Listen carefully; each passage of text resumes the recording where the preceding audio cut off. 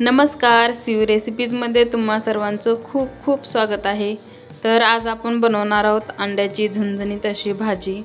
तर तुम्ही पाहू शकता इथे मस्त अशी चमचमीत तरीदार अशी भाजी आपली बनलेली आहे।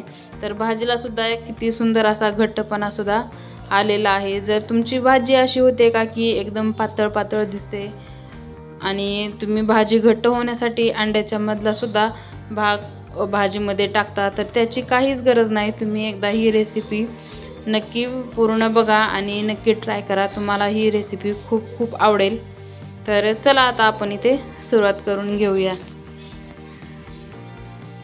तर इथे मी गॅसवर एक अर्ध पातेल्यात पाणी ठेवलेलं आहे आणि याच्यामध्ये मी इथे अंडे घालून घेणार आहे। मी भाजीसाठी इथे 5 अंडे घेतलेले आहेत, तुम्हाला जेवढे पाहिजे तेवढे तुम्ही घेऊ शकतात।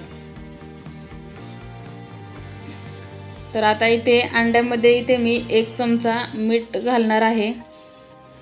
तर हे मीठ कशासाठी घालायचं, तर आपण जेव्हा अंडे सोलतो तर एकदम पटकन असे या अंड्याचं टरफल निघतं।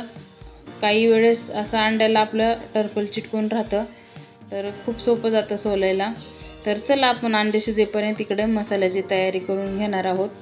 कढई गरम झालेली आहे, त्याच्यामध्ये थोडेसे मी खोबऱ्याचे तुकडे घेतलेले आहेत, त्याच्यामध्ये थोडंसं तेल घालून भाजणार आहोत। तेलामुळे पटकन असे आपले हे खोबरं भाजते। तर थोडंसं खरपूस असं लालसर भाजून घ्यायचं आहे, तुम्ही पाहू शकता जास्तही भाजायचं नाही। आता मी ते एका प्लेटमध्ये काढून घेत आहे। आता याच्यामध्ये आपण कांदा घालणार आहोत। कांदा सुद्धा मी थोडासा मोठाच कट केलेला आहे, कारण हे सगळे मसाले आपण नंतर मिक्सरमध्ये बारीक करून घेणार आहोत। तर एक मोठा कांदा कट करून घेतलेला आहे, थोडासा लालसर होईपर्यंतच भाजून घ्यायचा आहे हा पण। आता आपला कांदा भाजलेला आहे, याच्यामध्येच मी 10-12 लसणाच्या पाकळ्या सुद्धा लगेच घालून घेतलेल्या आहेत। त्याही थोड्याशा तेलामध्ये परतून घ्यायच्या आहेत। नंतर मी इथे एक टोमॅटो बारीक कट करून घेतलेला आहे, ते सुद्धा आपण याच्यातच आता परतून घ्यायचं आहे।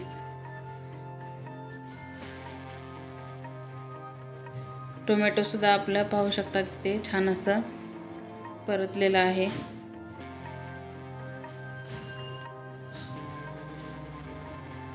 या पद्धतीने मसाला बनवून तुम्ही एकदा नक्की ही रेसिपी ट्राय करा। तर आता हे साहित्य आपण आता इथे काढून घेणार आहोत। आता इथे मी 2 चमचे धने सुद्धा घेतलेले आहेत, ते सुद्धा भाजून घेणार आहे। त्याच्यामध्ये थोडंसं तेल टाकून हे सुद्धा आपल्याला इथे भाजून घ्यायचे आहेत। थोडे खरपूसच भाजून घ्यायचे आहेत, नंतर काढून घ्यायचे आहेत। हे सुद्धा मी इथे लगेच काढून घेत आहे।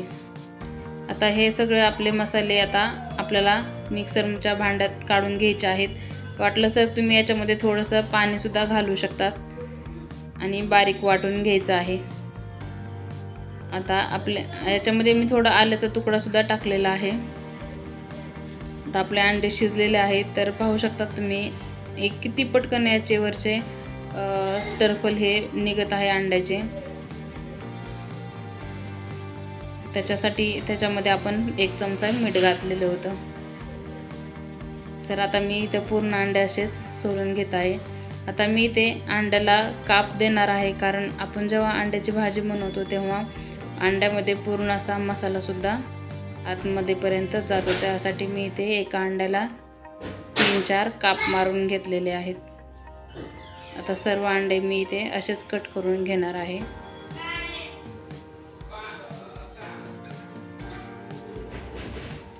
तर रेसिपी कशी वाटली ते नक्कीच कमेंटमध्ये सांगा। तर आता इथे आपण हे तेलामध्ये अंडे थोडेसे परतून घेणार आहोत मसाल्यामध्ये। तर इथे मी 1 चमचा तेल टाकलेलं आहे, त्याच्यामध्ये अंडे घालून घेतलेले आहेत। आता याच्यामध्ये मी अर्धा चमचा हळद, अर्धा चमचा लाल तिखट आणि अर्धा चमचा मीठ घालून घेतलेलं आहे। तर आपल्याला एकदम कमी गॅसवर हे 2 मिनिट अंडे असेच परतून घ्यायचे आहेत तेलामध्ये। असे अंडे जर परतून घेतले तर आपल्या भाजीला खूप छान अशी चव येते। तर आता आपले अंडे इथे तेलामध्ये छान परतलेले आहेत, तर मी एका प्लेटमध्ये काढून घेत आहे। आता याच तेलामध्ये आपल्याला इथे भाजीला फोडणीसुद्धा द्यायची आहे। आता याच्यामध्येच मी आणखी थोडंसं तेल घालून घेतलेलं आहे।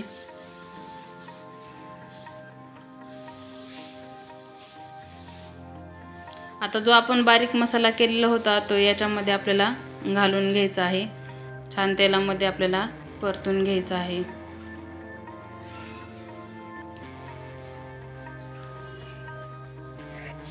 गॅस लो मिडियमवरच ठेवून आपल्याला 1 ते 2 मिनिट हा मसाला तेलामध्ये छान परतून घ्यायचा आहे। तर त्याच्यामध्ये आपण मसाले घालणार आहोत।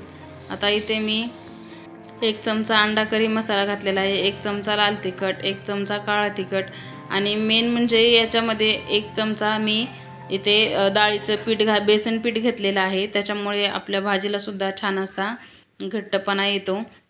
नंतर याच्यामध्ये मी 1 चमचा आता इथे गरम मसाला घालून घेणार आहे। तोही छान तेलामध्ये आपल्याला परतून घ्यायचा आहे। इकडे मी पाणी गरमच करून घेतलेलं आहे। शक्यतो भाजीला गरमच पाणी वापरायचं, थंड पाणी टाकायचं नाही। तर थोडंसंच पाणी इथे मी टाकलेलं आहे। त्याच्यामध्ये आपल्याला हे मसाले असेच 2 मिनिटं शिजवून घ्यायचे आहेत।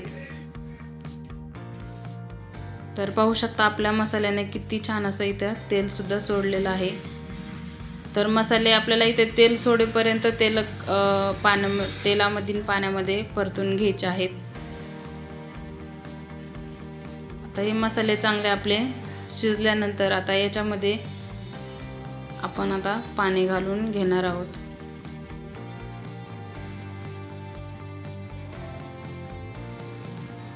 तर व्हिडिओ कसा वाटला ते नक्कीच कमेंटमध्ये सांगा आणि चॅनलवर जर नवीन असाल तर चॅनलला सुद्धा नक्की सबस्क्राईब करा। आता याच्यामध्ये मी आपल्याला जेवढी भाजी करायची आहे तेवढं पाणी घालून घ्यायचं आहे। याच्यामध्येच आता मी हे फ्राय केलेले अंडे घालून घेणार आहे लगेच।